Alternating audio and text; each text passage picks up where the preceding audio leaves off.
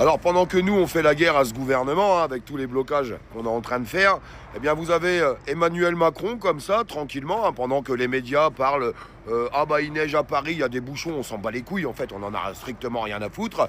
Eh bien eux ils font des annonces où ça y est, ils signent, là ça y est, ils ont signé pour l'envoi de troupes en Ukraine, sauf qu'il y a quelque chose qui a changé, qui est passé totalement inaperçu.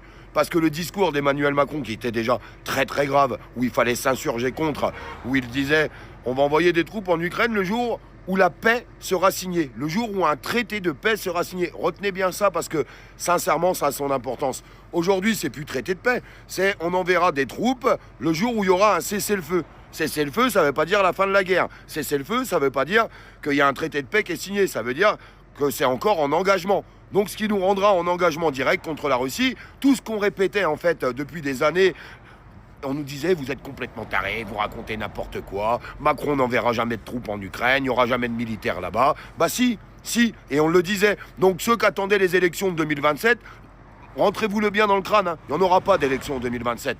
Parce qu'on finira par rentrer en guerre contre la Russie à cause d'Emmanuel Macron, à cause des directives qu'ils sont en train de prendre. Vous pensez qu'ils sont en train d'envoyer des troupes pour faire beau ? Ils vont arriver là-bas, non, on a mis des troupes, non, mais on n'est pas là pour attaquer les Russes. Enfin, faut arrêter de raconter des conneries au bout d'un moment.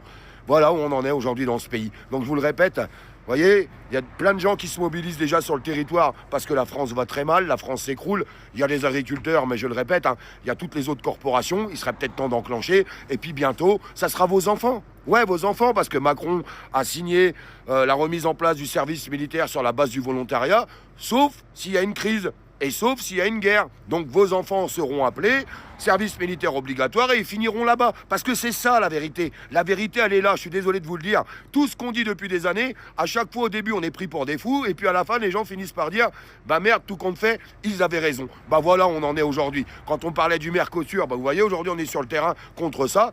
Ils vont le signer, ils en ont rien à foutre. Vous savez pourquoi ils en ont rien à foutre? Parce que vous n'avez que 2% du peuple qui se mobilise. Je suis désolé de vous le dire, c'est la vérité. Alors il y a beaucoup de gens qui s'insurgent, mais on a du mal à avoir de la mobilisation. On a du mal à voir toutes les corporations. Vous êtes où la CGT? Là, vous ramenez toujours votre gueule, machin, bidule. Vous êtes où les responsables syndicaux de la CGT? Je vous parle pas des syndiqués, les responsables syndicaux, CGT, CFDT. La France est en train de mourir. Plus personne n'arrive à bouffer, ça devient un bordel complet. Vous êtes aux abonnés absents. Et là, vous avez enclenché. Est-ce que vous avez enclenché les mots d'ordre pour dire il faut tous sortir dans la rue? Est-ce que vous avez appelé toutes vos troupes à rejoindre tout ce qui se passe aujourd'hui?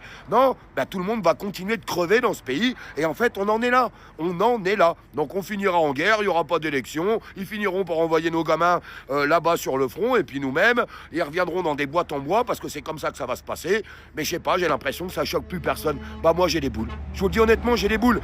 Avec tout le respect que j'ai pour vous, j'ai les boules.